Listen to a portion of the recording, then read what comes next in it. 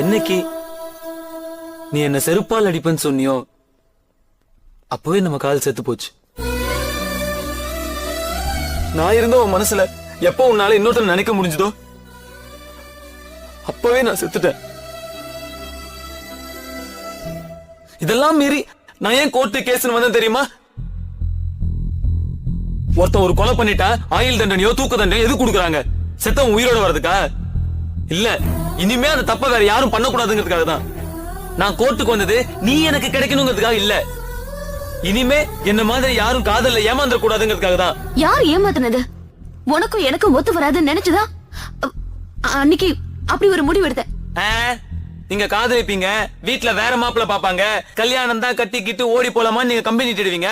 ஏமாந்த நாங்க எங்க இருந்தாலும் வாழ்க, மஞ்சள் குங்குமத்தோட வாழ்க அப்படின்னு மங்களம் பண்ணுமா?